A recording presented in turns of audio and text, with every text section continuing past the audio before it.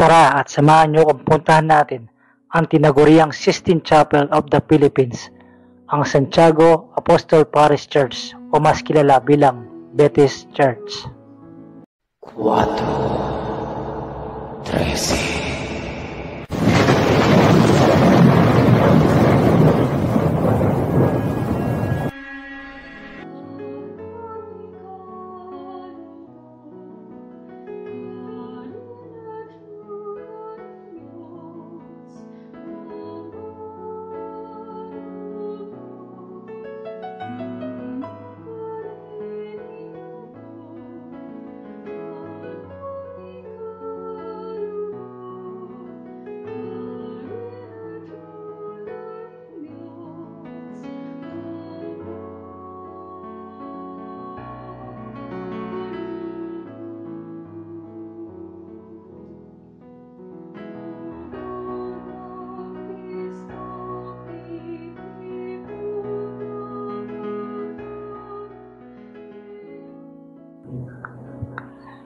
Ang Betis Church ay itinayo noong 1660 sa ilalim ni Padre Jose de la Cruz. Ang paunang struktura ay gawa sa magaan na materyales. Ilang beses na sumiklab ang apoy sa loob ng simbahan dahil sa magaan na materyales na to. Kaya sa wakas ay naitayo ito muli gamit ang konkreto noong 1770. Ang kasalukuyang konkretong bakod na may karyatid ay tinayo noong bahagi ng ika-20 siglo. Noong panahon ng Kastila, ang Betis ay isang malayang bayan. Dahil sa paglipat ng populasyon sa karatig na Guagua noong panahon ng Amerikano, ang Betis ay hinigop ng Guagua noong 1904 sa ilalim ng Act 943. Noong 1908, nasunog ang rektory ng simbahan at nawala ang lahat ng rekord ng binyag at iba pang makasaysayang katalogo ng simbahan. Ang pagpapaganda ng interior ay malawak ang ginawa noong 1939 ni Padre Santiago Blanco, ang huling paring Espanyol na simbahan. Ang kisame ay pinintura ng sikat na anak bakulod, kamag-anak ni Juan Crisostomo Soto sa pangalan ni Isidro C. Soto na tinuruan ni Dr. Sijuko. Si Isidoro, palayaw na Doro Soto mismo ang nagpinta ng kisame, bagamat bahagi na ngayon ng munisipalidad ng Guagua ang Betis. Ang Betis Church ay nagpapanatili na sarili nitong kura paroko.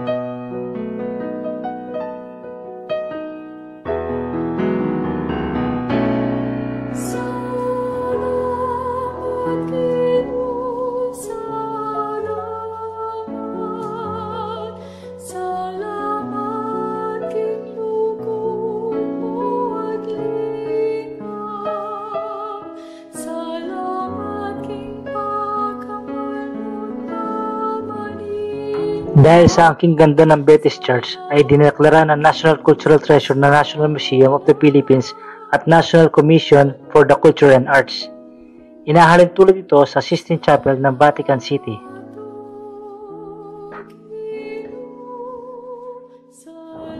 Maraming salamat mga bossing.